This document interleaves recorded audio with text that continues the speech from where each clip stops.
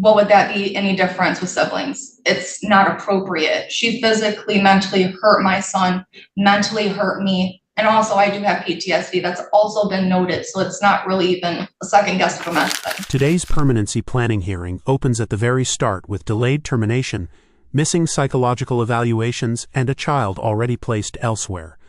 Lawyers agree to adjourn while services and incarceration timelines are reviewed. This case balances patience against permanency.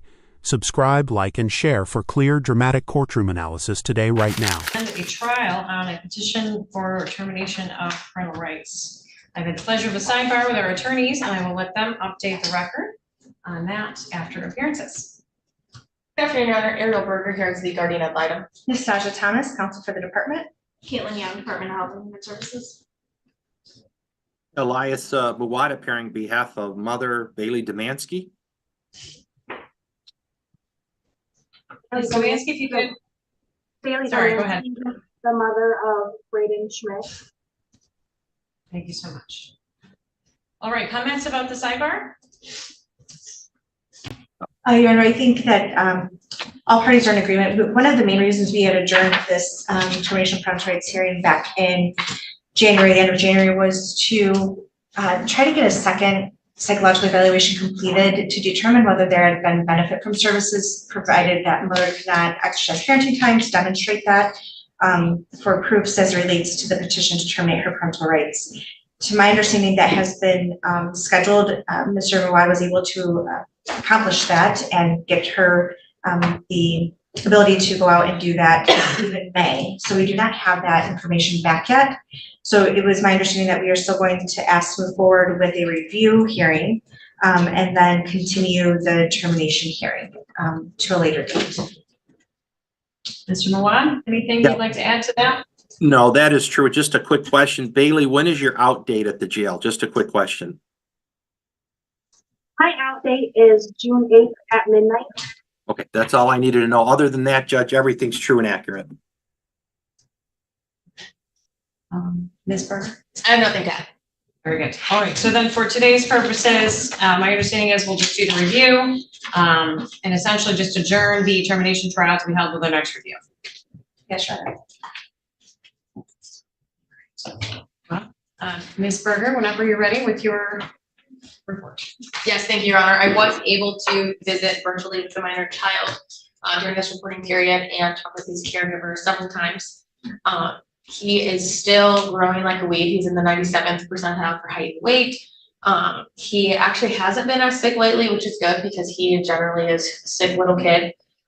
He was diagnosed with asthma and I think allergies. And with those medications, he seems to be sick a lot less. So he does have some albuterol if needed for his asthma. And I think Zyrtec is what he's taking for those allergies. So those seem to have helped a lot with kind of his ongoing issues with being sick a lot. Placement reports, I haven't heard from dad at all. So the child has not had contact or visits with either parent at this time. But he has been reevaluated. So he might be starting OT in August. We might be able to get him on an IEP. So he's ready for preschool. But he's just kind of having some transitional issues that they've noticed. Like going from young toys like infant toys or or toddler toys to like toys that would be more age appropriate for him. He's not really liking those transitions, but they might be able to address those with OT, so that is a positive for him. But otherwise, he tested out early on. He's developmentally on track in all of those other areas. All right, witness testimony today, Ms. Thomas. Thank you, Your Honor. If Ms. Young can please be sworn in. Ms. Young? Your Honor, I will be asking placement to testify today. I don't know if we want to sequester or not. Your Honor, I don't have a reason to sequester only because I know that by court rule placement is permitted to look at the court report. So I'm not sure that there's anything that would be put on the record that is already. Yeah, I don't have an objection, Judge. Fine. Perfect. Thank you. Do you swear or affirm to tell the truth, the whole truth, and nothing but the truth, so help you God? Yes.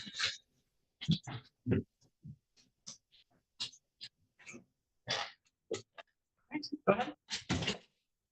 Afternoon, Ms. Young. Today there is a court report that you have provided, and it looks like it's only inclusive of the court report and case service plan. Is that accurate? That is it. And since you circulated and filed this court report and case service plan, have there been any other documents that you have received or circulated that you would like the court to consider for today's hearing? I have not circulated it yet because I just got it from my office. It was something that was sent over to my office from Ms. Demansky from the jail. There is the signed case service plan that we reviewed last week during a meeting. And then she sent over copies of her certificate of completion for different classes that she's had access to on the tablet, from my understanding.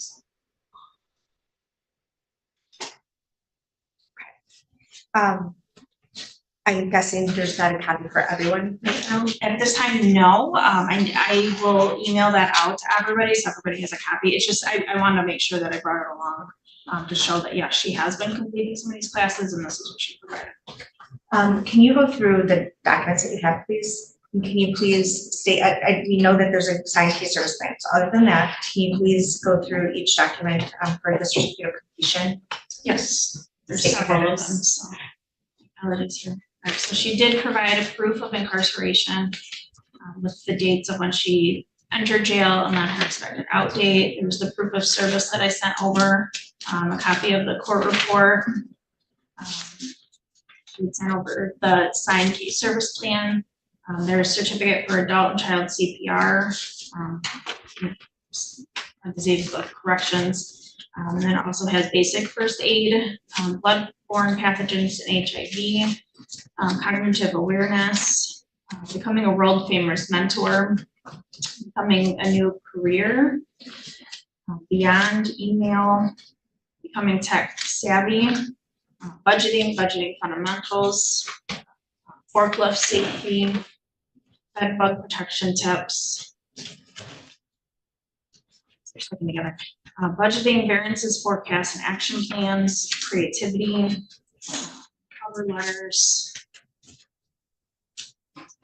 choosing the best solution, contentious relationships, careers without college, domestic abuse, employment, critical thinking and decision making, electrical safety, grammar,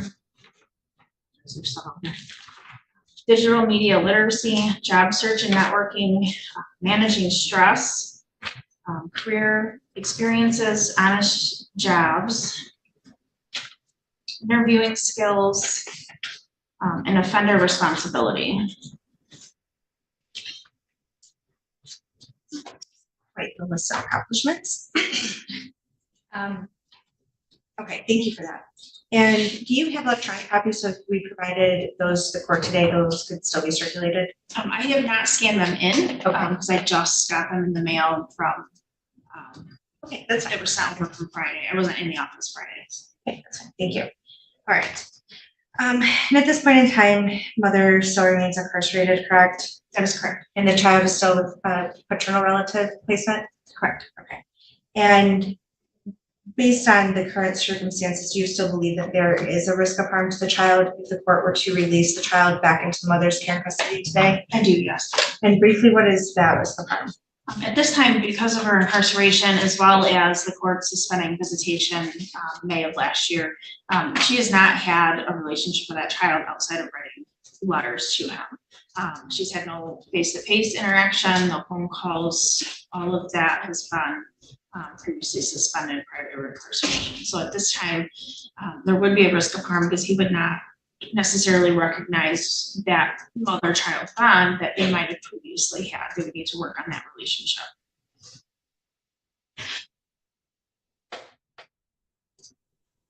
And currently the goal for the child is adoption. That's correct. And what reasonable efforts have been made towards the goal of adoption? We have, obviously we've been working with the relative placement who would be considered for that adoption process. If reunification efforts were not successful. They are licensed through a private agency who offers adoption services, so we would be connecting with them once a decision would be made on termination. And during this review period, what services have continued to be made towards the goal of reunification? Well, at this time, I try to maintain at least monthly contact with Ms. Demansky, or at least I try to arrange for contact. She does provide letters for the minor child, so I do give those to placement when I go out to their home for my monthly home visits. And we do try to have a good conversation about different classes that she's completing, what she has access to, and as I read off that list, there's quite a list of things that she has been able to access and participate in. So, I mean, at this time, that's what she has access to. We were working on trying to see if parenting education would be included on there, and some additional things, but they're not on there quite yet. But she does, as I noted, I mean, there are a significant amount of things that she has participated in, which is good. We do want to see, you know, kind of the results of the psychological evaluation that I was able to get referred. It was kind of a fight to get it set up. We were battling back and forth with Battle Creek, with the counseling agency that arranges that. We had to go through the Hillsdale County DHS to set that up, but we were able to secure that. I let Mr. Merlot know when the date was, and he made arrangements for Bailey to be transported to and from by her grandparents.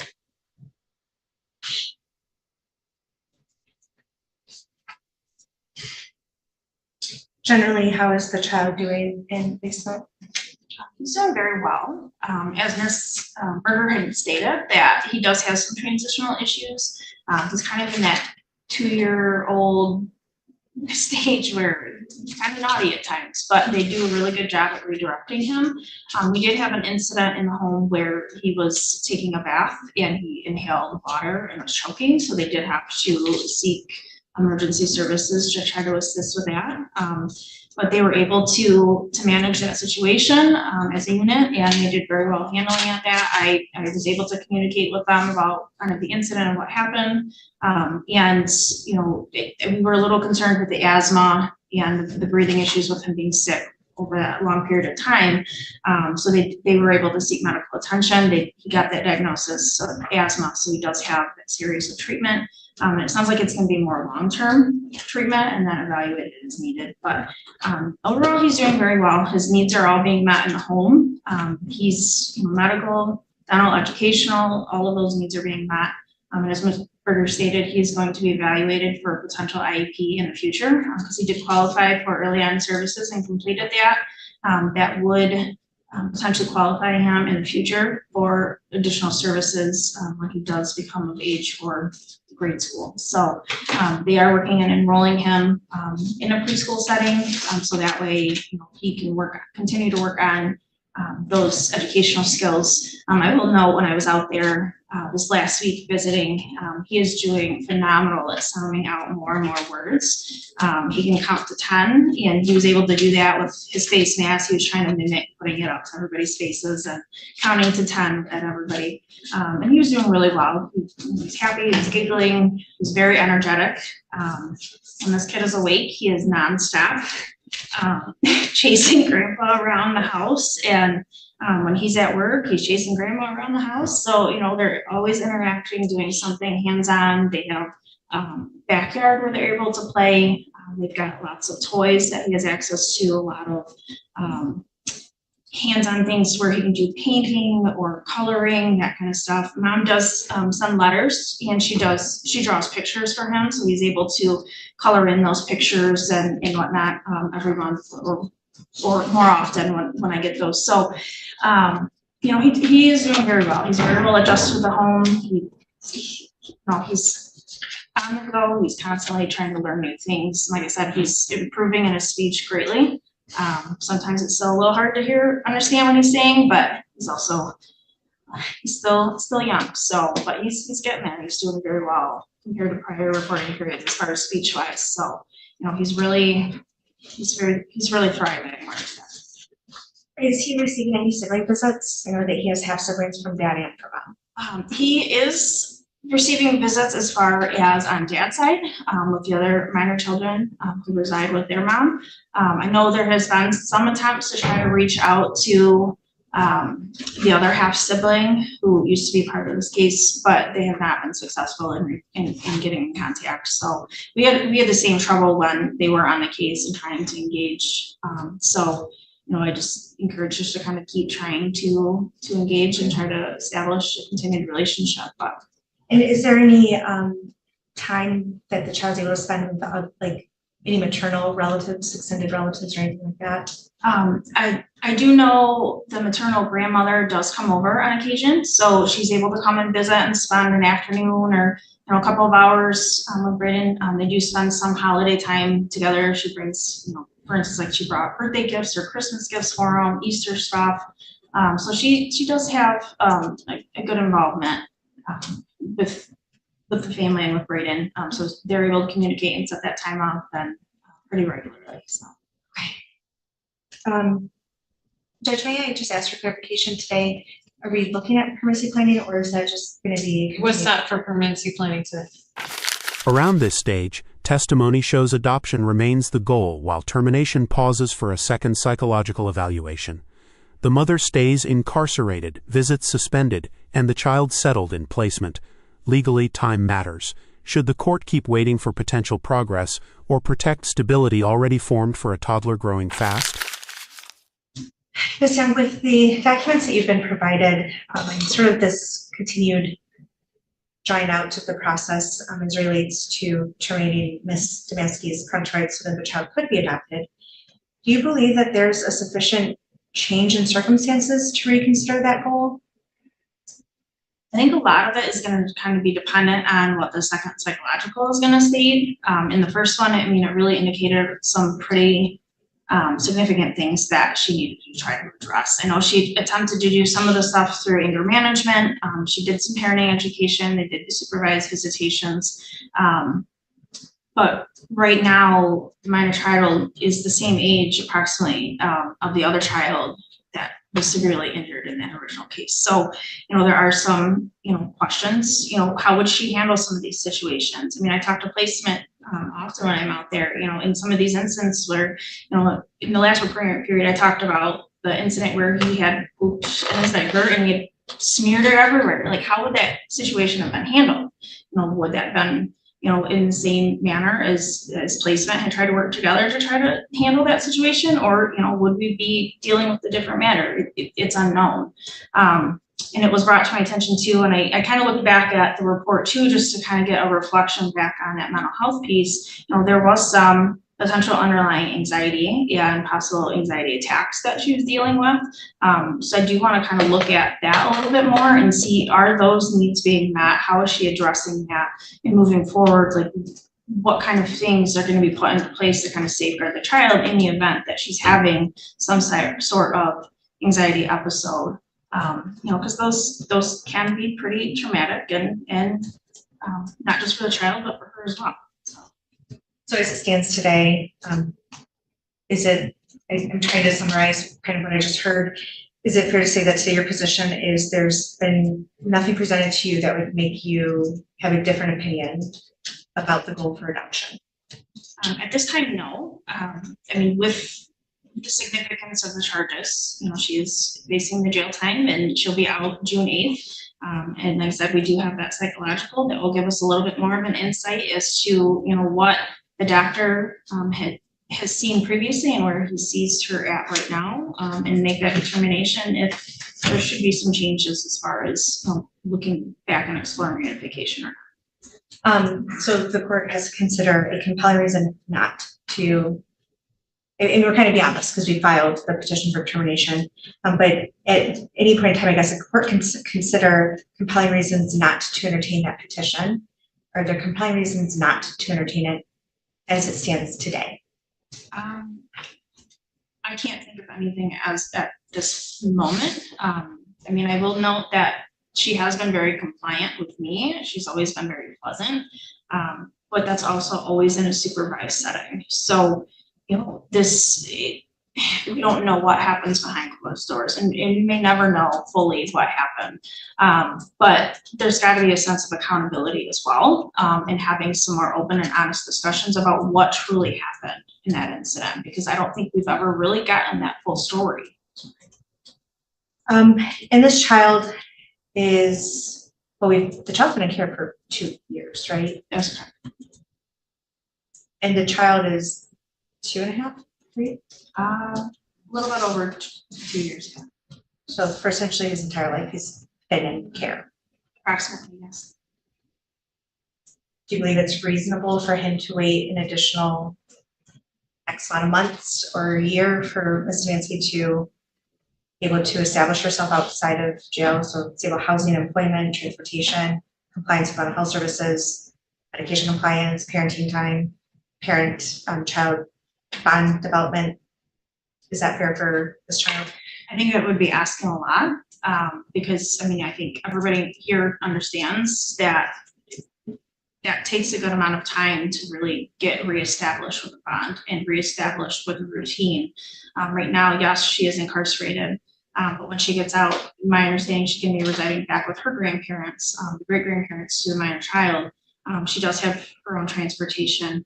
She would need to re-secure employment. I mean, because it's not guaranteed that where she was working at before is where she's going to be able to go back to because of the length of time she's been gone. So, you know, there are some factors that would come into play. I mean, she does have good supports to her family. I'm not going to deny that. They've always been very supportive and everything, both sides of the family. So, you know, there are good supports for both the child and the mom. Okay. Not going to deny that, but I think we really kind of need to take into consideration the age of this child, the length of time he has been in care, and is it realistic? I don't know necessarily what's the length of time that it would take to reestablish it on that would be realistic at this time. Thank you. Your Honor, I have no further questions of Ms. Young. I move to admit the court report and the case service plan. I'm going to ask hold off on the admission of the certificates of completion until we're able to provide a hard copy to the court. But I know that the record will now reflect that at least those are received and we acknowledge them. I have also, what looks like it's been provided in a copy of a March 7th, 2024 order documenting that Bailey Demansky will be released for purposes of the psychological evaluation with some emails attached. Did you want that to become part of the record? Judge, I believe that Mr. Mawad is the one who had provided that, so I'll leave that to him. We definitely are not denying that that exists. We are very grateful for the work that's put in to secure that order. No objection to the court report. Mr. Mawad? Objection. Okay, the court report is received. Cross-examination, Mr. Mawad? You know, I'm going to leave the issue of the psychological report, obviously, until we get it. And I appreciate your honesty that you are interested in looking at that. The one issue that keeps popping up is the length of time. And I know I've asked you this before. Obviously, it's not impossible if there's reunification. You could have her start off with supervised visitation and slowly integrate mom into the child's life, right? Yeah, that could be possible. I mean, if that's something that the courts would like to explore, then absolutely, you could look into that if that is in the best interest of the child. Right. So. As you would agree that everybody's waiting to see the psychological to see if she did benefit from a lot of these services, correct? Right. Okay. Judge, I appreciate your honesty. I don't have any more questions. That's all I have. Questions? Do you think starting mom back out at minimal visitation is in the child's best interest, given the length of time it would take to get to reunification? It's really kind of tough to say without, I mean, there wasn't a whole lot of communication outside of those letters just in this past year alone. So I think it would be very challenging. I think it would need to be more of a therapeutic supervised setting if that were to be something that was found to be in his best interest. I don't know if I could necessarily make that judgment call without consulting with, you know, a therapist that would be able to, you know, kind of explore that further and would be willing and able to provide some of that guidance through a therapeutic setting. And at this point, how long has the child been in care again? A little over 2 years. It was, I think, March of 2022 with them. Thank you. Any redirect? No, Judge. Thank you for your testimony. We return to your seat. Any other witnesses? No, Judge. Anyone you'd like us to hear from today, Mr. Mawad? Not today, Judge. Thank you for offering. Ms. Berger? Yes, Your Honor, Elizabeth Schmidt, I believe she's in the hallway. Very good. Schmidt, come on up for a witness stand. Right hand. You swear or affirm to tell the truth, the whole truth, and nothing but the truth, so help you God? I swear. Be careful with the step there.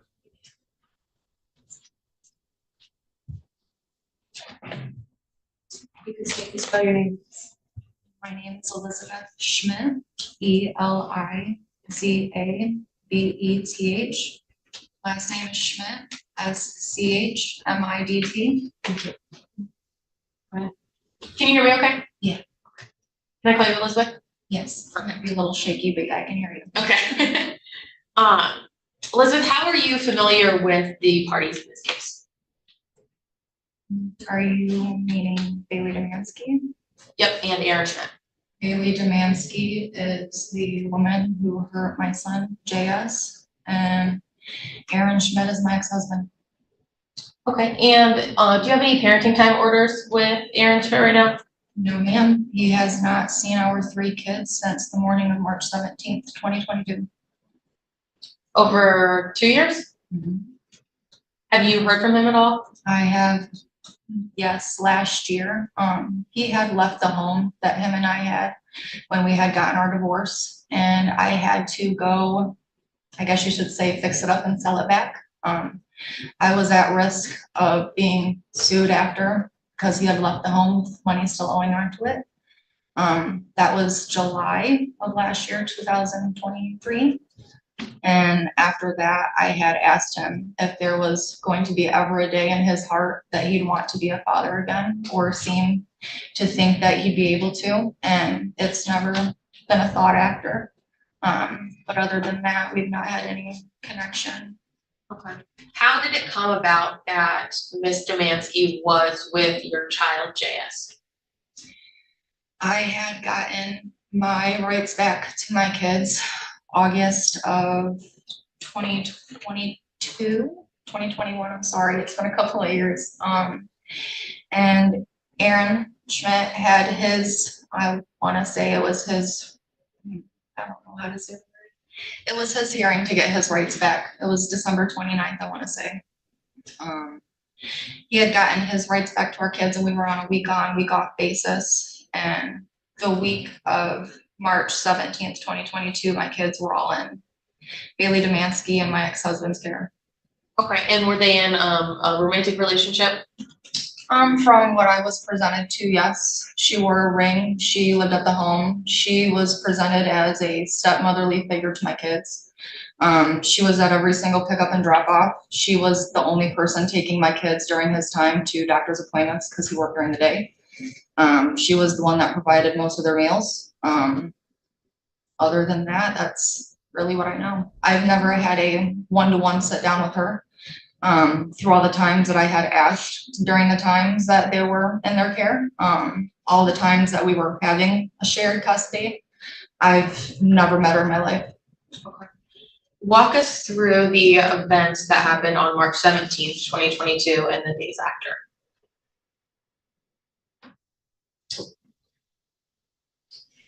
I wasn't expecting that part, sorry. Okay.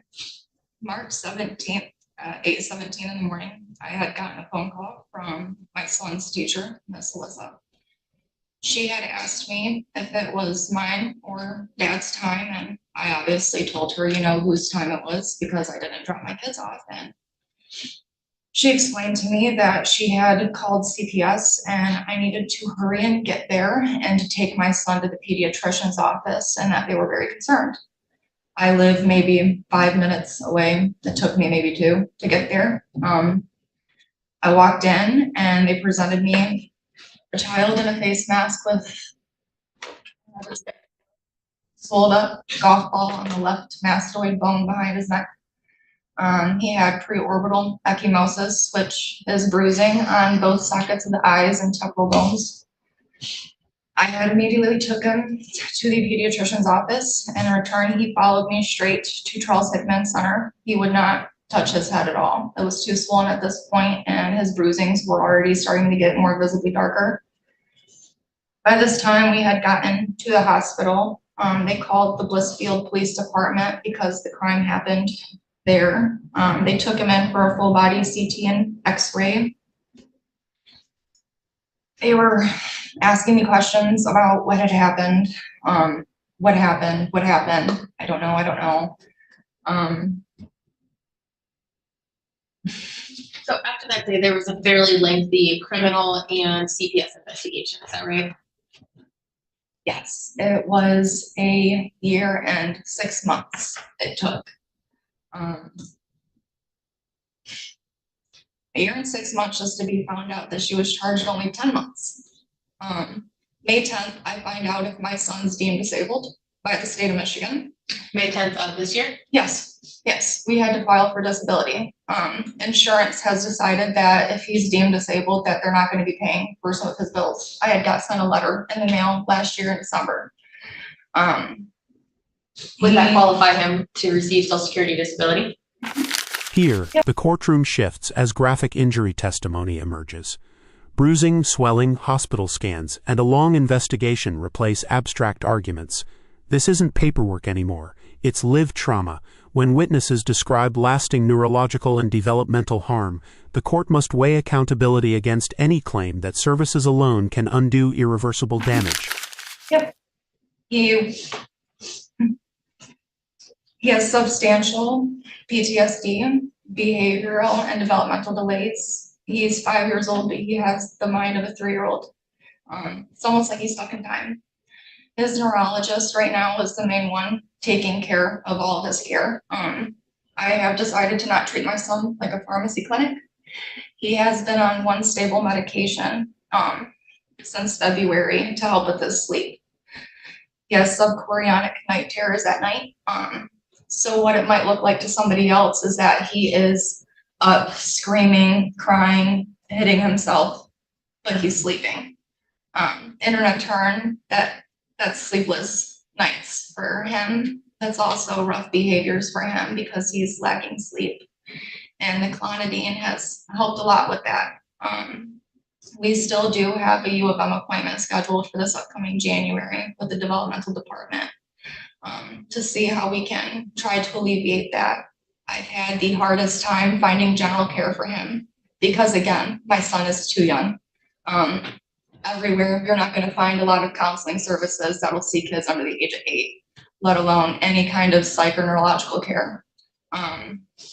It's definitely been a long road, and we're still up for an even longer one. Did he exhibit any of these behaviors or concerns prior to the incident on March 17th? The only thing that Jonah really considered or even showed beforehand was just his speech. Jonah had a hard time forming up certain words, let alone talking. But even before then, we had already spent a year, me and my ex-husband, their dad, in probate court ourselves, trying to get everything situated. So that pretty much came with time. That was something that we were already trying to overcome and heal from, just from our own faults. And when his injury happened, it kind of took him for a loop. And would you say that he was on track developmentally prior to the injury? And since then, how has that changed? well, I had to pull him from school November 18th of 2023. His teacher would refuse to call me. I walked in and found him sitting in the corner with only his diaper and a sock on. My son has a really hard time of building relationships with people. He has a really bad separation attachment with me, and his brother started kindergarten this year, and his brother has been in school with him past 2-3 years ever since they've been in my care. And I had also switched a job, and that was a lot of change for Jonah at one time. And under the Adrian school policy, if your child is in their care and they're having a bad day, they will not call you because it shows that they cannot handle your child. So in return, when I had talked to the supervisor and I had voiced my concerns, With them not being able to prioritize certain children, I had taken my son out because it was to the point that he wasn't able to sit and actually learn. He was either in a corner playing with one or two toys and not actually being able to do the task that was at hand. What school does he go to now? He is homeschooled with me. How's that going? Well, I can say he's potty trained. He knows his full ABCs and he'll sing it to you till the bells go off. I bet. He can count up to 20. He messes up numbers 15 and 16, but we're working on that. Alphabetically, he is sound. He does get a few letters mixed up. The only thing we're having the hardest time right now with is writing, but his pediatrician said that's kind of normal with his fine motor skills, which thankfully we're getting that adjudicated, so. Is he in OT or PT? So that's one thing that I'm getting figured out. Friday, I have an appointment to go over the consultation with his pediatrician about his PTSD, and he's supposed to be giving me a referral for IV. So I'm hoping that that gets solid, and if he don't do that, I'm going to his neurologist for that part. When it's with Jonah, we've been trying to tackle one thing at a time the past couple of months, and really we've been trying to just hit the neurologist because his neurology is taking care of his behavioral and his sleep right now. And that's really the one thing we're having the hardest time with. Because for 6 to 7 months, Jonah was going for maybe 2 to 4 hours of sleep a night. It was up all night, insomnia, night terrors, and that was the one main thing that we had to kind of nick in the butt first, especially for his behaviors, because that really attributed into a big part of it. Yeah. So you said a referral for IV. Is that IV rehab? Yes, sorry. No, that's okay. Would you ever leave your children with Mr. Mansky again?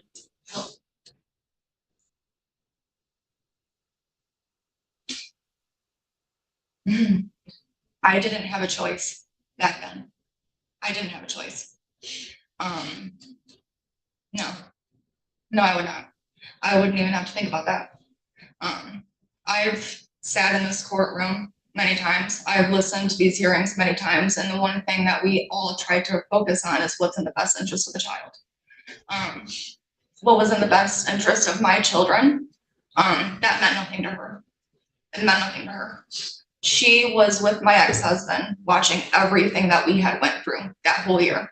Everything that we were working towards, everything that he was working towards for our kids, I was. And when my kids had finally been able to be reunified back into his life, back into our life, I personally don't think she was ready to take that on. I really don't. She already had 2 children of her own. Who was she to bring in another 3 that she really didn't understand or love, appreciate? You can't force that on people.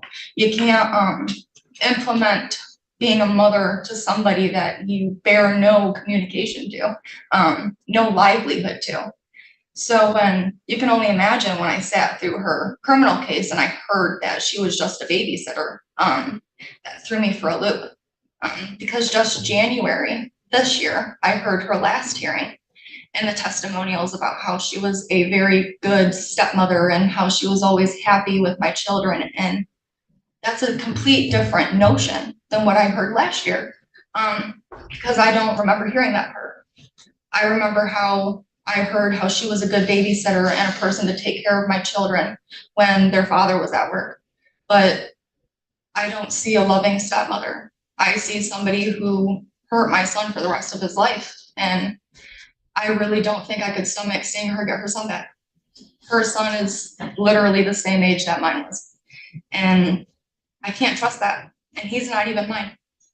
I can't. Your other children have gotten quite a bit older since this incident has happened. Is that right? Yes, they have. Have they started talking more about what happened that night or that day?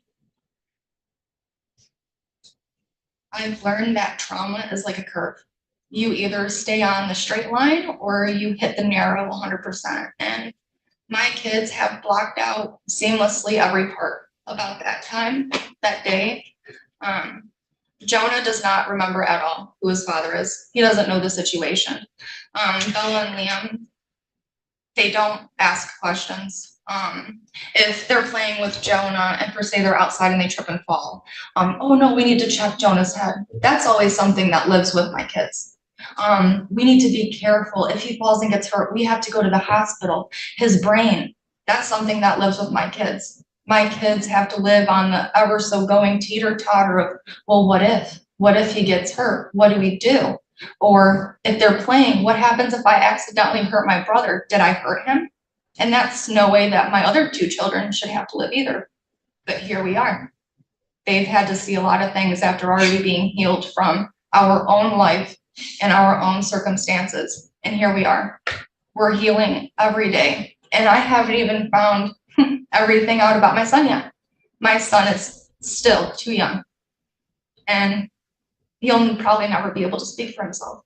My son has slept with me every single night the past 2 years, 5 weeks, 4 days we've been doing this. And we've been doing this a lot longer than that. And if everybody knows what's in the child's best interest, I don't see why we're even here today. Do you have anything else that you want to share today?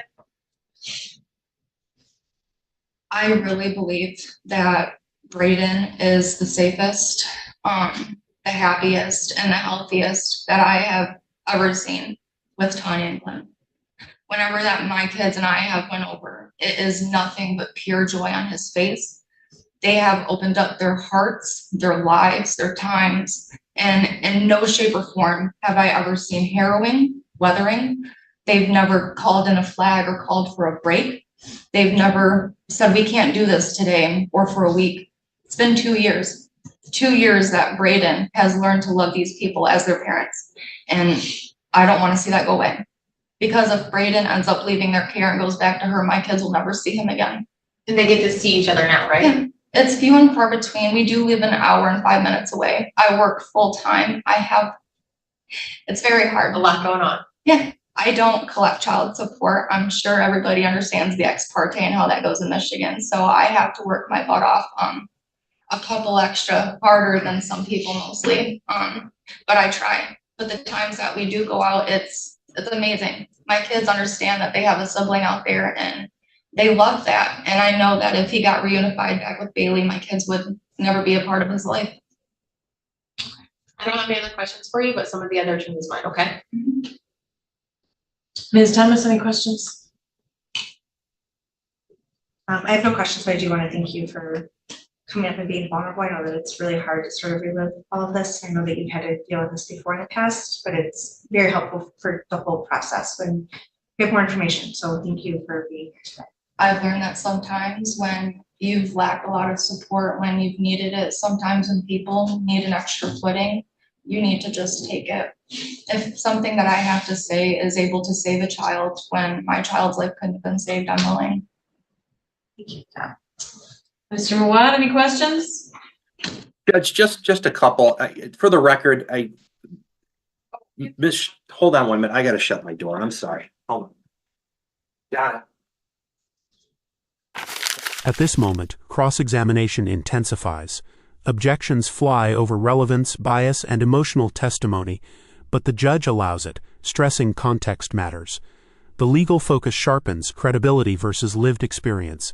Even uncomfortable testimony may inform best interest findings, especially when trauma, fear, and family dynamics intersect with a child's long-term safety needs.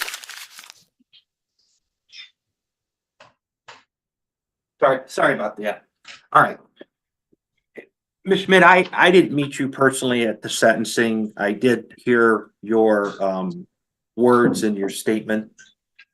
From what I'm hearing is that part of your equation into saying what you want to say today is because you're afraid that Brandon will be taking away, you believe that Bailey will not allow Brandon to see your kids anymore, right? That's what you just said, correct?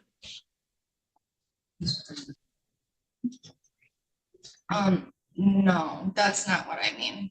Well, you just said I personally couldn't do that. No, that's not my question, and I'm not here to argue with you. I'm not denying a lot of your testimony about the injuries to your son. One of the last things you just said is that you have a concern that if Bailey gets Braden back, that you believe that Ms. Demansky is going to keep Braden from seeing your kids. That's what you just said, right? No, I didn't say that. I said that my kids would probably never be able to see him. I Okay, didn't say that she would keep Braden. I said that my kids would probably never be able to see them. okay, and that's a concern of yours, right? When you're giving your opinion today to the court, correct? Yeah. Okay. Yeah. All right, and as far as the problems that the child is having, and I'm certainly not disputing some of your testimony relating to your son, but as far as the mental health and the disabilities that he's suffering, that's not because of what happened from Ms. Demansky, correct? Yes, it is. Well, how do you know that? Well, I'm the one that has taken him to every single appointment in 2 years, and I'm also the one that provided all of the evidence in her actual case upstairs. Right. I was specifically told, one, by CMH when they ruled out autism, that it was by the non-accidental head injury. Two, the Well, let me, hold ecchymosis. on. Let me cut you off right there. Let's talk about autism. Why was autism even a part to play in this? Who brought up autism? Well, like Ariel Berger had already asked, and I had already explained, he had minor speech delays before this had sustained. Right. So Yeah. you would agree that the minor speech delay he already had, and it has nothing to do with this incident with Bailey, correct? Yes, has Okay. nothing to do with it. And you're suffering from a lot of trauma from the issues concerning the father and you, and obviously the incident with Bailey, correct? Can you repeat that again? You're suffering from a lot of trauma in the last couple of years, not just from this incident, but from the issues concerning the father of the child, correct? No? Sure, what's the relevance? What's the relevance? Mr. Mawad, Ms. Berger has objected as to relevance. The relevancy, she's talking about mental anguish in her mind about some opinions that she just gave regarding Bailey. And I'm trying to argue there's bias and there's credibility issues with her because, quite frankly, one of the reasons is she's afraid that her son's not going to, or Mr. Schmidt, or that Bailey's not going to allow Schmidt to see her kids. And what I want to get into, and I'm not going to spend a lot of time with it, is basically some of her thought process regarding some of the mental anguish, not being because of what happened with the child, but because of what's going on with the father also. That's all.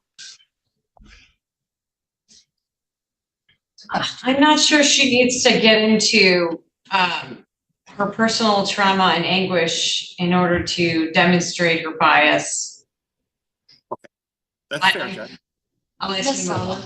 Okay, I'll obviously, that's fine, Judge. I'll go on. Thank All right, so one of the questions I have too, you really didn't like Bailey at all when she was I taken care never of. knew her. Okay, but you had some issues with her, meaning you didn't care for her, right?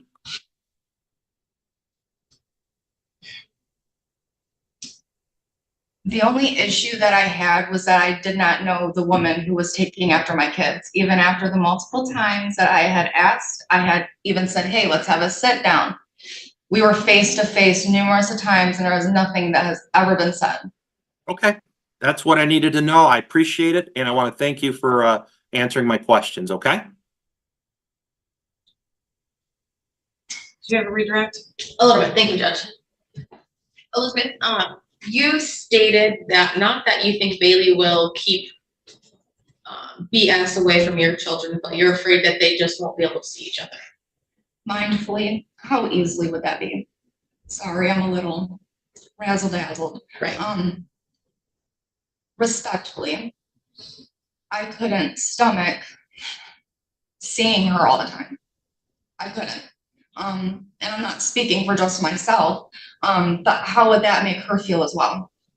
I know it's hard enough for me coming in here and just looking up at the computer and seeing her.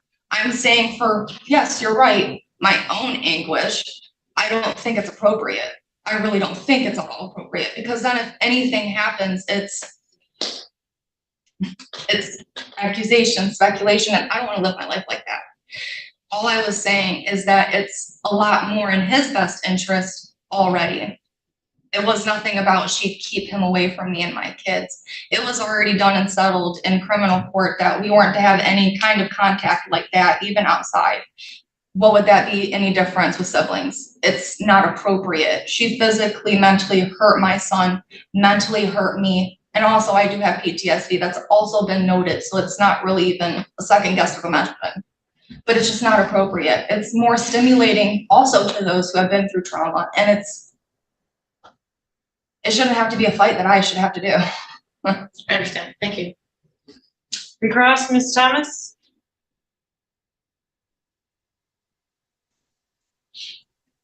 No, Judge. Mr. Mawad? Judge, thank you. Okay, thank you for your testimony. You may return to your seat. Thank you. Any other witnesses, Ms. Berger? Yes, Your Honor, Glenn Rowe, thank you. I'll have him state and spell his name when he gets.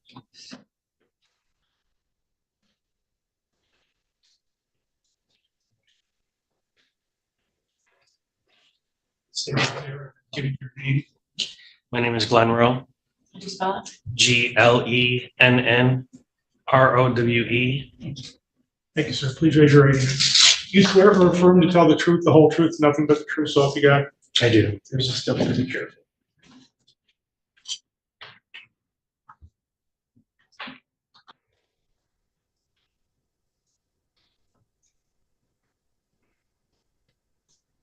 Can you hear me okay, Glenn?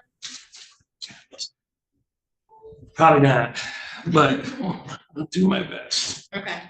How do you know the parties in this case? I'm a grandfather, the grandchildren in both cases, and I'm the father of Aaron. And Elizabeth was my ex-daughter-in-law, but I still consider her like a daughter. And Bailey was our son's fiance, according to what they put on Facebook. Okay. And when your son and Bailey were together, did they come to like events, like family occasions, holidays, things like that? Yes. Okay. And how long were they together, if you know? They had been together for, well, quite some time, almost a year. Okay. And were they coming to family events that whole time? Not in the beginning, no.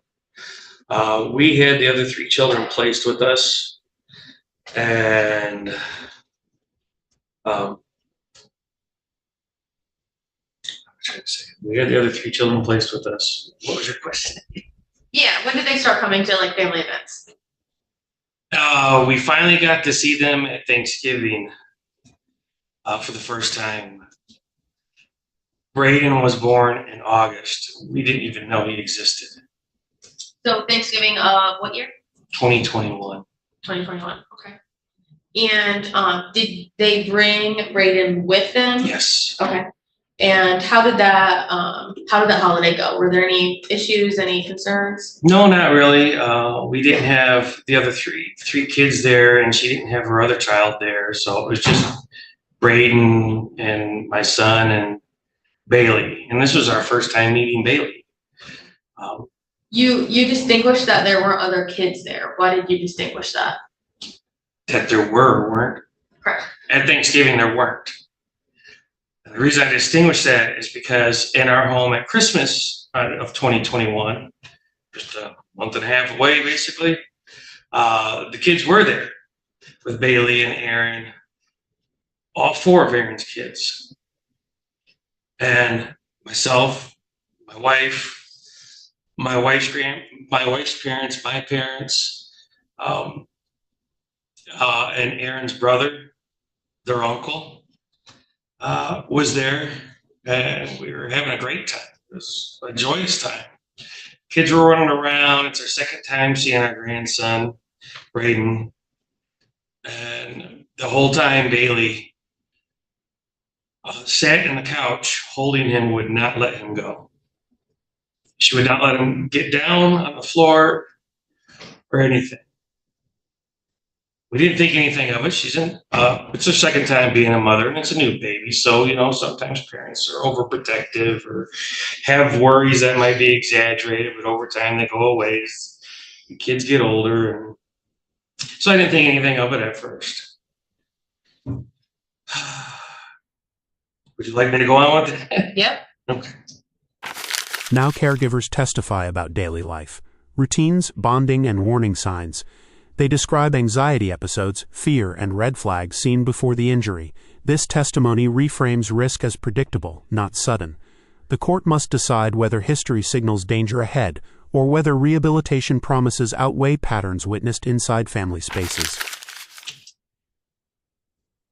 Food's being cooked, table set, kids running around, gifts being opened, kids screaming. I mean, they had just been in our home for a year, just a couple months prior, and they loved our home. They loved us. It was like a stroll down memory lane for them. As they're running through the house, they had just spent the Christmas before, so we've got the Christmas tree up. They're just out of their minds happy. Kids on Christmas, right? Kids on Christmas. The kids, we have 2 living rooms. We have a kid's living room, so Braden's got his own right now. But the 3 kids were always in that room. And they're running around the house, though. They're coming over and talking to great grandma and grandpa, and talking to different people. And I just noticed out of the corner of my eye, Bailey's just still sitting over there quiet all by herself, holding Braden.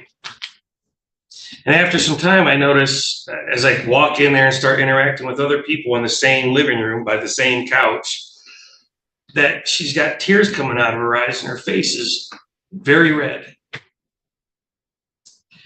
And I asked her if she was okay. And she says, no, it's just allergies. Yes, it's just allergies.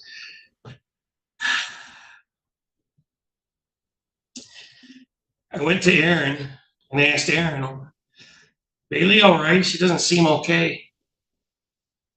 Erin comes into the middle of the living room with me standing there, goes over, talks to Bailey. Bailey stands up with Braden still in her hands, wraps her arms around Erin and starts crying. I'm like, okay, this isn't just allergies. That's what I'm thinking. I'm thinking, this is just allergies. And I'm standing right there as this interaction is taking place. Your Honor, look, I'm not sure what this testimony and where it's going. And I got to be honest with you. If this is just a bash Bailey and it's got nothing to do with the actual determination of the best interest, I would object to it. So I'm not sure where this testimony is going or what it's going to be used for. I just haven't heard anything yet other than bashing Bailey. That's it. What's the relevance? It has everything. Just hang on 1 second. I have to let the attorney settle that. I understand. Your Honor, the mental state of all the parties involved is relevant to determine the best interest of the minor child. And if Mr. O is painting a picture for the court to show her mental state at that time, I think that it's relevant. So what year are we talking about? 3 years ago, 4 years ago, 5 years ago? It's still not relevant. I mean, what are we doing here? All right, hang on, one at a time, please. Sorry. That's all right. I was mostly talking to the people in our courtroom. We had a little comment come through that you must not have been able to hear. That's okay. Any further argument on this point? I can ask him to speed it along. I just, I think it probably goes more to weight than admissibility. If I'm looking at termination and the environments between the two, I do think that her mental state and observations of parenting are relevant. And clearly she's also got the right to show that she's had her classes and courses and improved those skills as well. So I'm going to allow the testimony, but I will take you up on your offer to ask him to kind of move it along. Sorry.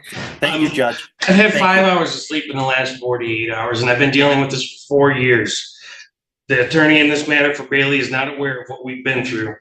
So I would ask for some respect. Well, that's what I'm supposed to do. You're supposed to object. I do the same thing. So cut to the chase. What concerns do you have? During that conversation, Erin turned to me while he's letting go of her and said she's been dealing with anxiety and she's having an anxiety attack.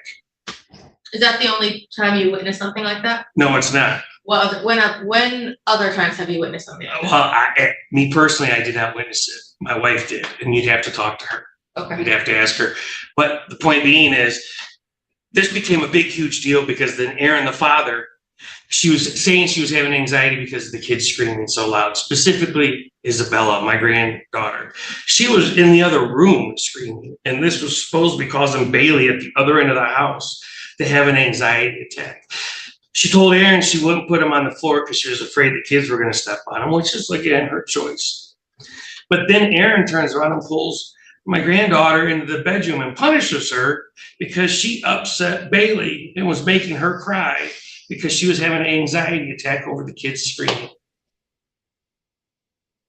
Wow, now my grandkids are being punished because she's having a mental health crisis at a house full of 9 adults and 4 children. She was not the sole care provider for those kids at that holiday. Why was she having such a mental health breakdown? I don't know, but it raised concern for me. And 3 months later, my grandson was beat. 3 months later, how does that have anything to do with it? Because 3 months later, she beat my grandson. I saw the warning flags that Christmas, but I didn't know her. It was my second time meeting her. How was I to determine that she was a danger to my grandchildren? And I had nobody to talk to, but I didn't know what to do with that. I just held on to that information. But when she beat him 3 months later, I knew right then something was wrong. How has the incident that happened in March of 2022, the incident at Virginia, how has that affected you? I just been through it. Well, hold on, Judge, hold on. If I'm understanding the question is, how has this affected him? And if that's the question, I think I'm hearing it right. What relevance does that have anything to do? How that has affected him? I'm objecting. Sorry. Well, Judge, he's placement of a minor child, so I think it directly affects him in that manner. But also, it goes to show how these acts have affected more than just the minor child that they were perpetrated against, but this entire family. And how do we evaluate what's best for a child without evaluating the effects that brought him into care, what they have caused the family to go through? The effects have no equation into the determination or the outcome of what's going to happen with this child and Bailey. There is no equation here. There's nothing in the law, nothing in the standard, nothing that I've seen that takes that into consideration. Other than bashing Bailey, I'm objecting. It's not relevant, nor is it a part of the equation to make the determination in the end. I think it's relevant because this is all connected to the child who's in the middle of this. So if I'm being asked to allow this child to stay where he's at or send him back to stay with his mother, the dynamics of his relationship that he has now with his family and his mother, and the dynamics of that home and how he would be potentially affected with the change in that, whether or not he'd be able to even maintain those relationships, is also relevant. So for that reason, I am listening, and it is relevant. Thank you, Judge. But- Appreciate it. But Thank you. but not as far as the personal insults towards me. You can trust me to sift that out. I hear you, Judge. And that's what I was going to say. I trust you're going to sift through what you want or need, and then everything else is probably not relevant. But thank you very much. I appreciate it. Yes. All right, so you can answer the question. Or you may repeat the question for him. Yes, please. Yes. How has this affected you? How has the incident that occurred in March of 2022 affected you? I've lived in fear, not just since then. I've lived in fear since 2020, when we had the other kids placed with us. I'm a grandparent. I'm a victim in this too. That's how it's relevant. I'm tired of being treated just as a foster parent by this system, by this court. My wife's a mother and a grandmother of these 4 children.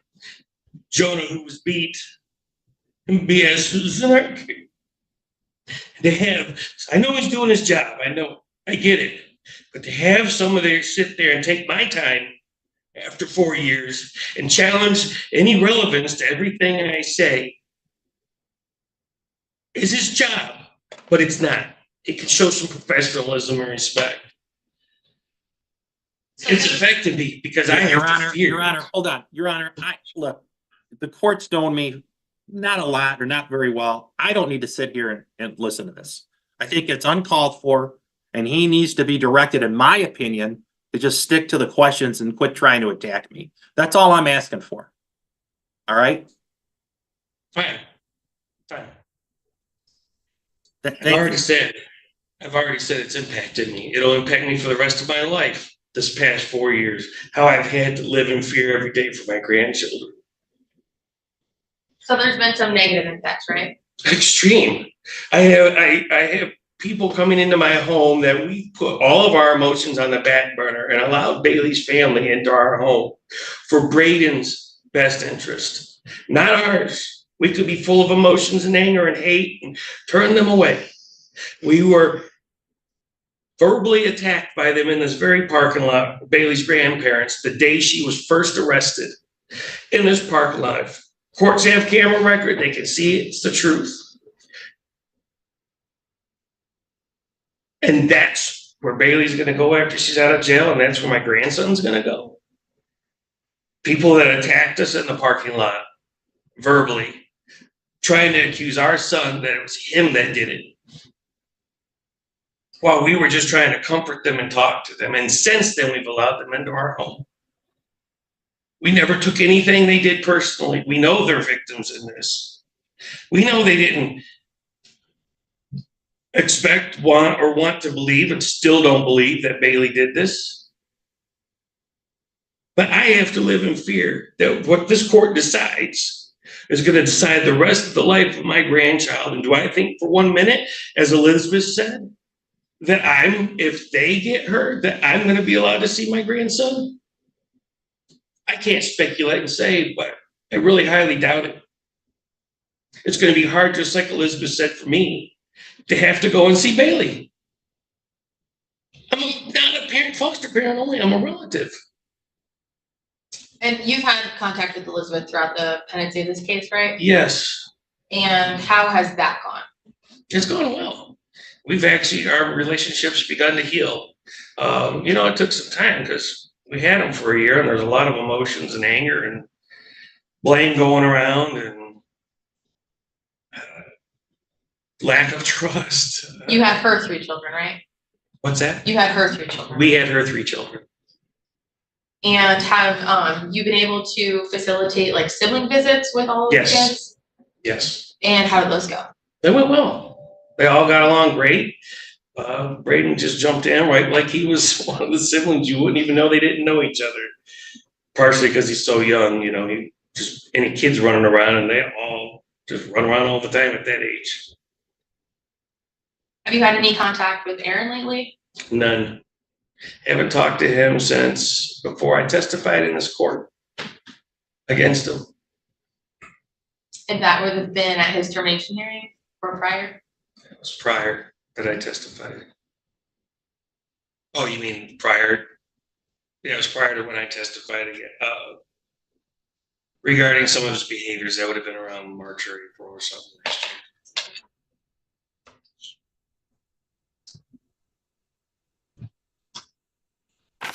Past the 1 hour mark, the judge centers the permanency clock. 2 years in care, milestones met, and strong attachment contrast uncertain rehabilitation timelines. The law demands timely decisions, not indefinite hope. Psychological insight may clarify capacity, but stability today weighs heavier than speculative improvement tomorrow when childhood cannot pause ever.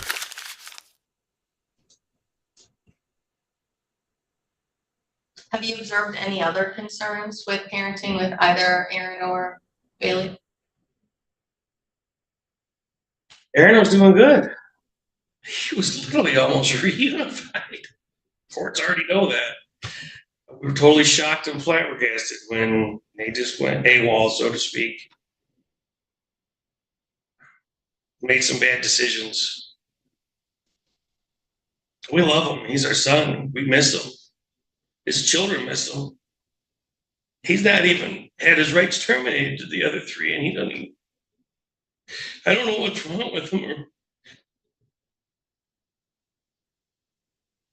now he's starting a new relationship with a evident. He just doesn't seem to learn from his.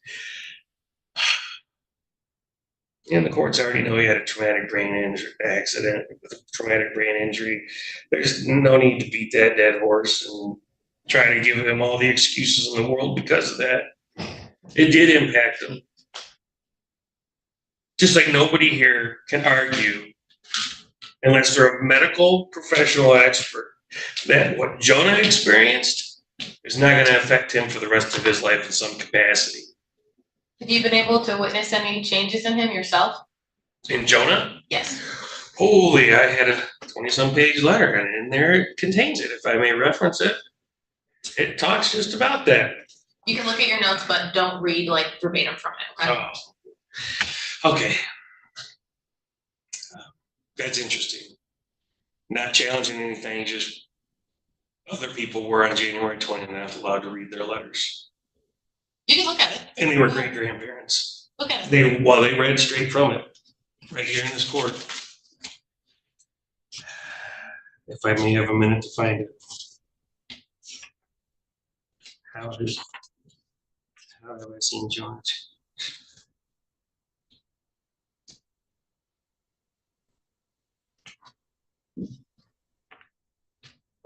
Yes, well, I'm looking for that.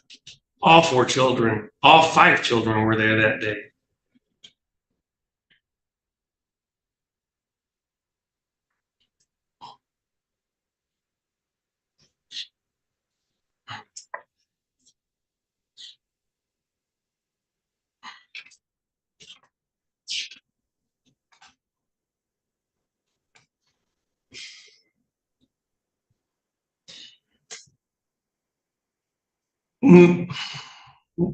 May I go back and really share this as far as how this has impacted me? Because this is what I really wanted to say.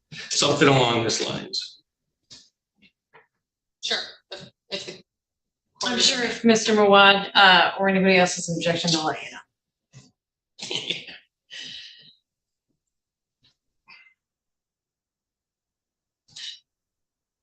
know. Our first time we saw the 3 kids after they were reunified with mom was at Chuck E. Cheese. Mom met us there with the 3 kids at Chuck E. Cheese, and we had not seen Jonah since this all happened. You know, at first, all we had to go off of was what Aaron and Bailey told us as they gave us Braden into our care. We're some of the first people they told the story to as to what they said happened or claimed happened to Jonah. When was this at Chuck E. Cheese? My wife's the calendar. I'm sure she has it in her phone. It was 4 or 5 months. It was in the spring of 2022. Okay. Jonah was totally different. We just had him in our home for a year, 3 months prior. Or not 3 months, a few months prior. It might have been 4 or 5. But I had never seen Jonah like this. He could not sit still. He would not stop running. We were there for about 2 or 3 hours. My wife, myself, and Elizabeth had to take turns with him specifically. And we're not able to spend all that time together with all of them. Braden was there, so we took turns with Braden as well. But Jonah would literally, you'd go with him. You'd put a coin in a machine for him, and he would literally not even play it. He'd just take off and run to the next one, and he did this for 2 hours. He tried to take off and run out of the building. This isn't just a typical reaction that he had while he was in our home. It was a totally different reaction. He wouldn't tell you if he had to go to the bathroom. He'd just sit there and mess himself. Would he used to give indicators that he needed to? Yes. Oh, yeah. He would give us indicators and let us know. He struggled with a lot of gas pains and things while he was in our care. That's all in the old record. It's been noted by the caseworkers and everything.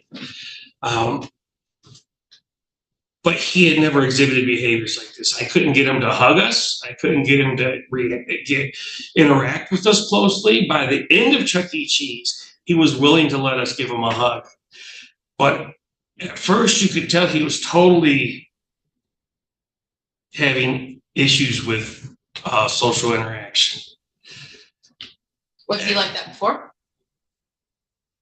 A little, but not to the extreme severe he was then. Have you noticed any other changes in him?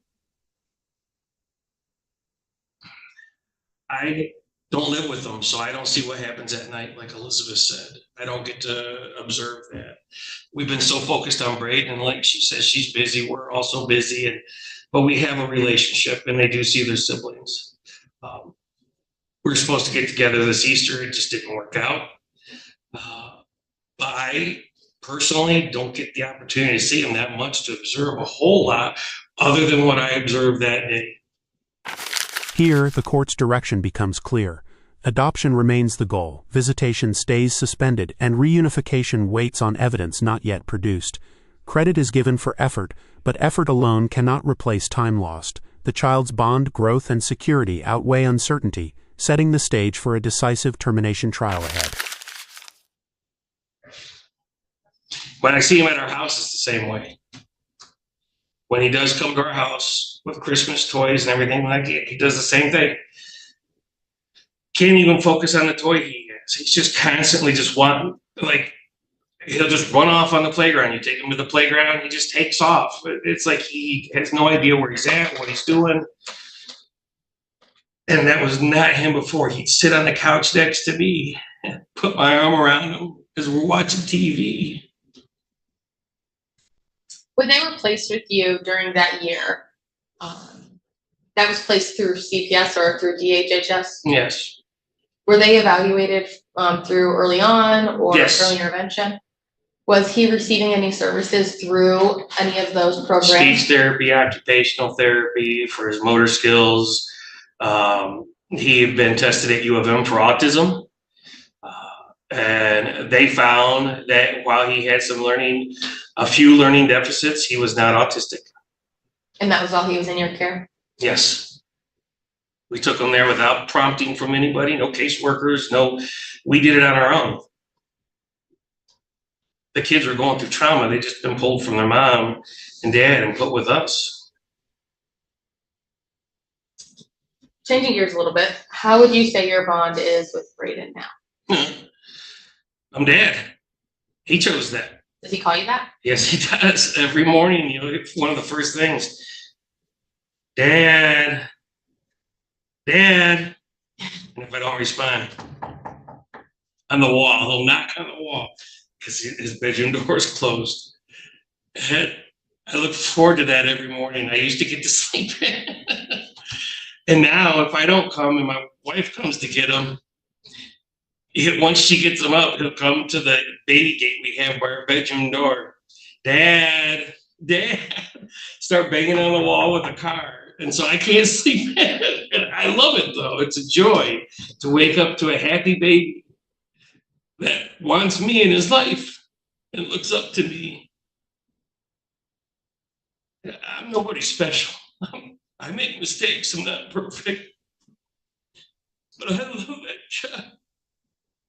And I fear what this court's decision is going to be and how it's going to impact him. I fear extremely. Why are you afraid? His biological mother beat him. She beat him she didn't call for help. She knew months before Aaron got the kids that Aaron was going to be reunified at some point with the children. She was prepared for it mentally. She knew it was coming. And when it came, she only had him 50% of the time, as Elizabeth said, and as this court knows. It was 50-50 custody. So even from the time she got reunification, or Aaron got, anyways, from the time she got reunification from the time Aaron got reunification is what I'm trying to say, in December.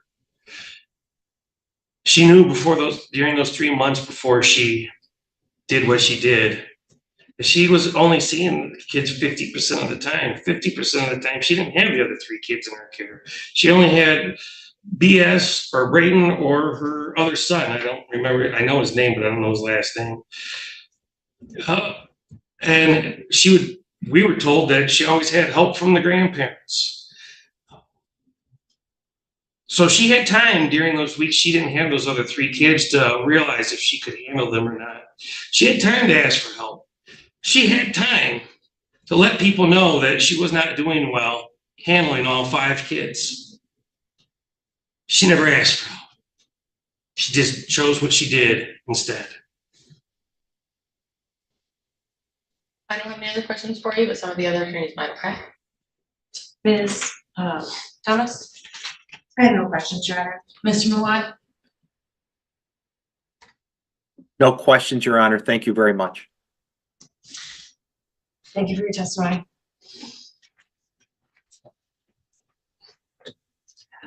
Sorry. It's all right.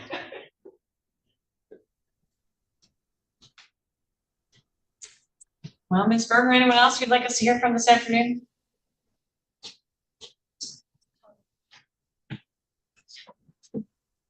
Right. Do you want to testify? Sure. It's on your room.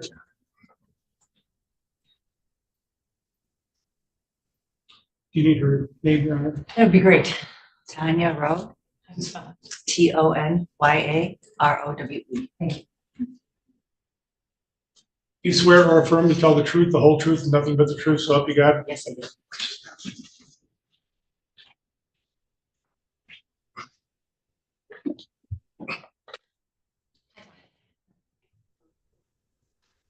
How do you know the parties in this case? Well, I know BS because he's my grandson. I know Aaron because he's my son. Bailey was, from what my understanding from my son, was going to be his wife.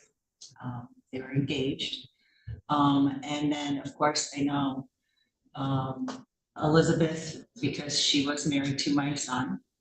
She is his ex-wife. And of course, the other 3 kids were from them. They were married. Who am I missing? Anybody else? Okay. And you heard your husband testify, right? Correct. And is there anything that you want to add that he maybe didn't testify to, or things that you've witnessed personally? The only thing I want to add, I'm not trying to bash anybody. This certainly is only an observation of what I observed of Bailey, and I'm not bashing her. It is the truth. I am here under sworn testimony. On April 24th, I think that was the date, if I'm correct. It was a supervised visit. Pauline Edwards was the supervisor. I was the one who took Braden to his supervised visits with Bailey. And during that visit, I witnessed Bailey almost have a breakdown that day. And this is how it happened. Pauline Edwards was sitting in the back of the room. Supervised visits were at DHHS in Adrian, Michigan, in Illinois County. And she was, Pauline Edwards was in the back of the room facing this way. And I was coming into the room because it was time for Braden to leave from his supervised visit with Bailey. I was always the one that took him and picked him up, dropped him off, and picked him up to supervised visits.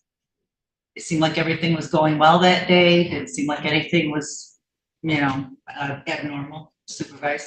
Pauline was in the back. Bailey was getting Braden's coat. She was facing towards me. The coat hanger was here on the left. And she had Braden in her arms. He was turned around, faced towards Pauline. His face was towards Pauline. She was trying to get his coat on him. And of course, he was squirming. He's a little kid. He was, squirming, and he, didn't want to go. It was kind of like, kids will be kids. He's young. And she was having a hard time, and she kept gripping him. Her face turned red. She kept gripping him tighter and tighter and saying, "It's okay, it's okay, it's okay." And I'm like, That's like what she did in 2021. And it reminded me of how they're saying she's, going towards all this change with her anxiety or whatever she has in her diagnosis. But that to me was a red flag that she still needs something else, because that was scary to me. What year was that? That was, she had the visitation in 2020, I want to say 2022, on my calendar. I think it was 2022. Yeah, it was 2022. Was it right before? Because it was right before she had her termination. Yeah, it was May of 2022, let me see. Could it have been 2023 Or last year? 2023, yeah, last year. Sorry, we're in 24 already. And what about you? What's your bond with Braden like?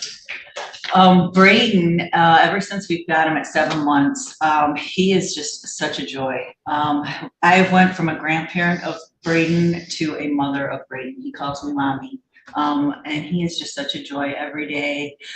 Take him to his schooling, you just care for him every day and love him. And he is just really, really grown to call me mom. And we just have a great, great connection. And I just love him. Is there anything else you want to add? That's all I really had, that I can think of. Just that, I do have some concerns with Bailey, and that her care, and I'm not trying to bash her. I just really, truly, from one mother to another mother, hope that she gets the help that she needs. But I just don't see how reunification can happen this time. That's just my personal opinion. I don't have any other questions for you, but the other attorney's mine, okay? Yeah. Ms. Thomas? I have none, thank you. Mr. Mawad? Look, I appreciate your honesty, and you've developed a really nice bond with the child, right? Correct? Correct. As if the child's your own son, correct? Correct. And you really. He is. He's my grandson and my son. Yes. Right, and that's admirable for both you and grandfather, and I don't disagree with that. You are afraid though that and I don't know what's going to happen with the court, but if Bailey does have some type of reunification, and again, I don't know what the court's going to do, you're just afraid that you're not going to be able to see this child much or anymore, and you've developed a really loving relationship with the child, correct? I have developed a really loving. I never said anything about being afraid of not being able to see him. I have developed a relationship with the grandmother, so I'm sure that we could. I'm not afraid of that at all. What I'm afraid of is that she will beat him. That's what I'm afraid of, and then I won't see him because he will be dead. That's what I'm afraid of. Ma'am, human beings. There's a lot of people that have committed crimes, right? In the past. Yeah, she's one of them. Well, and some of them are your friends, right? Some people that are either friends or relatives that have committed crimes, correct? I don't know any friends or relatives of mine that have did this. I'm sorry, I don't. Well, hold on. That's not my question. You know people or have heard of people that you know in your circle that have committed crimes and admitted to it, correct? As closing arguments unfold, the court balances due process with urgency. Another review is granted for psychological results, but concern remains about further delay. This hearing doesn't end the case, it defines its trajectory. Every continuance risks permanence slipping further away for a child who has waited his entire life. In my circle? I don't know. Yeah. I've heard them on TV and I've seen them, but no, they're not in my circle. All right. So are you under the proposition, or is your opinion that anybody that commits a crime, at least in this situation, has no rights to the child ever again? Is that your thought process? I never said that. I said she's not ready. I said she's not ready. Okay, I never said that she could never have a kid again and love that kid. She's not ready now. Okay, but how do you know that? Are you aware of all of the services she's obtained in the last so long that she has obtained? Caitlin just sat right here and said that she does not have all the services that she needs, sir. So it's not just me saying it, it's DHHS Lenawee County saying it, sir. Well, no, that's not what Caitlin said, but I'm not going to argue with you. You understand that Bailey has received services, correct? From DHHS. She's received some services, but they cannot give her all services. I have heard that. Okay, so if and I'm not saying there is, going to be a reunification, she can continue her services when she gets out of jail, right? Any There's issues with one that? object. I don't know what placement, what knowledge placement would have of continued services that would be offered to a parent through DHHS through reunification. Right, that's my point. If there's reunification, there's still gonna be some type of supervision with CPS. Are you aware of that? Yes, Okay. Okay, so are you saying that Bailey could never be a mother to this child ever again? I'm saying right now at this time, even with supervised visits, there was an incident that happened that put up a red flag. So that makes me leery on whether she's changed or not. And it would be a So- long time before she could change. And that would be longer time braided away from her and closer to us. So if my father, being a very old country man when growing up, hit us as part of discipline, either with a belt or with his hands, and I'm just giving an example, and the relationship I've had with him for 92 years before he passed away was still wonderful. Are you saying that a disciplinary person, or they could never, ever, ever have a relationship? In this case, Bailey could never have a relationship with this young man, ever. Your Honor, I don't think we can argue that what happened to JS was discipline. I'm not arguing that. It's still a hit. So are you, well, here's my question. Let me rephrase it, Judge. Are you saying that Bailey, in your opinion, can never, ever be a mom to this child? I never said that. Okay, that's all I wanted to She's clarify. the biological Thank mother. you. Thank you very much. Appreciate it. Thank you. Redirect? No. Thank you for your testimony. Thank you so much. Any other witnesses, Ms. Berger? Not today, Your Honor. Thank you. All right, very well.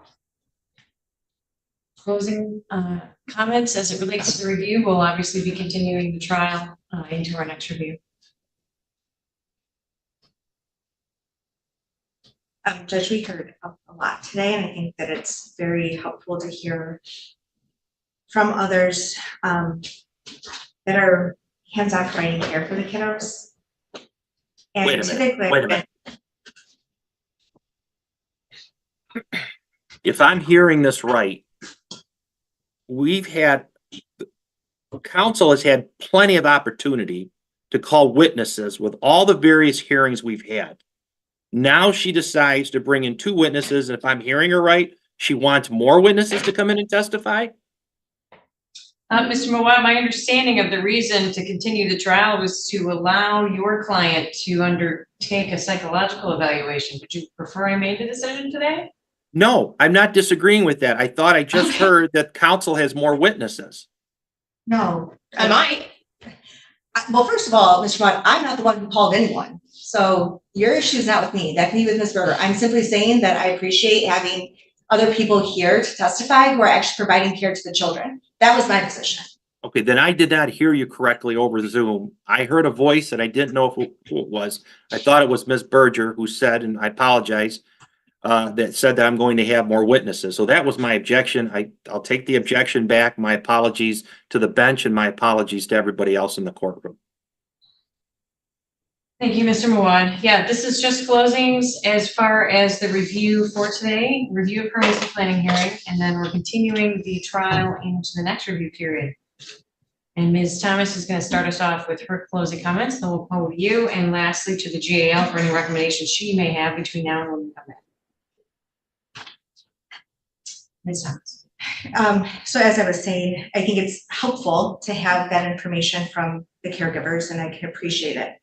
Typically, I wouldn't sit here and allow testimony about children that are not under, I wouldn't not object to testimony about children who are not under our jurisdiction, or not object to testimony that happened before this review period. With that being said, I sat here quietly and listening because I do think that, Mr. Mawad's objections were valid, and I think that Ms. Berger's arguments were also valid. And this court must consider the record as a whole, as this is one proceeding. And I know that we are not arguing today on the termination of on the termination petition, but I think that the testimony presented today dictates that adoption continues to be the best goal for this child. That the reasonable efforts put forth for this family need to be directed at adoption. I know that that could be upsetting to other people that are personally involved and may have strong emotions or opinions about that. But for this kiddo who has been in care since he was 7 months old and has only known one environment, at this point in time, there is no compelling reason to reconsider that goal. And that's where we are statutorily in our timeframes. So for that reason, I am going to ask, you know, I think that it's important that we have all the information. I want to give Ms. Demansky her due process and allow that second psychological opinion to come through. But Judge, it's very hard to make any other argument at this point. I know that we're going to allow another review period. And I hope that it's not to the detriment of this child in the long run. Thank you. Comments, Mr. Mawad? No, not at this point, Judge. If you don't mind, I would defer until we see what happens with the psychological. Ms. Berger? Thank you, Your Honor. Just as far as the review and permanency planning hearing, I am in agreement with the agency. I do think that we need to see the results of that second psychological. It's not a secret or surprise that I've been asking for termination, I think probably for over a year at this point in this case. So that's what I'm going to continue to advocate for. I do believe it's in the best interest of the child at this point. And I would ask that we have a trial date as soon as possible. Thank you. Well, while we're talking about dates, I would like to offer to you the afternoon of July 23rd at 1:30 for our next review, permanency planning hearing, and the remainder of the termination trial testimony. Works for me? That's fine. Very well. As it relates to today, well, and I didn't wait for Ms. Thomas to confirm that. Okay, there we go. Oh, sorry. Okay. That's okay. So all interested parties were given notice for purposes of today's hearing. There are reasonable efforts being made towards the goal of adoption, which means continuing to monitor the child for any services, to monitor as a dual and secondary goal, Ms. Demansky's progress on any services in her case, and obviously that referral for psychological evaluation. So the department is certainly in satisfaction of their obligations, as is Ms. Berger, as an advocate and guardian ad litem. Thank you. Thank you. In this case, at this juncture, the child has been removed over 2 years, as of March 26th, 2022. I have significant concerns on the issue of whether or not there's been a benefit to the services that Ms. Demansky has undertaken. Part of that, frankly, is not for lack of effort, I think, but simply understanding better the challenges that she faces. And I think that psychological evaluation hopefully will be able to give us some insight into that as well. And we'll be able to hopefully get a better idea of what that looks like for her moving forward. And I have to balance that with the concerns expressed by the department as well as the guardian ad litem on permanency and stability. This child is very accustomed to being in this home, clearly, and is growing rapidly, meeting his developmental milestones, making memories, and bonding very strongly. For those reasons, and the reasons expressed by Ms. Thomas and Ms. Berger, I will agree that adoption remains the appropriate goal in this case. There's been a significant delay in the termination trial, but that has really been at the request of Ms. Demansky and the credit of the advocacy of Mr. Mawad on her behalf in asking for those and asking for more services, and to the credit of the department for continuing to facilitate those opportunities for her. But nevertheless, we have to look at the age of the case, and adoption is the appropriate goal at this time for this child. We'll come back and revisit that with the conclusion of the trial in conjunction with our next review and permanency planning hearing. In the meantime, the child will remain placed with his family members That is the safest and least restrictive under the circumstances. Ms. Demansky obviously remains in the care and custody of the Illinois County Jail. Our anticipated release date is prior to our next review hearing. We still have the termination trial pending. There's been a significant break in any contact she's had with your child. And at this point, that suspension of hearing time is going to remain in place until we come back and resolve the testimony as it relates to the trial.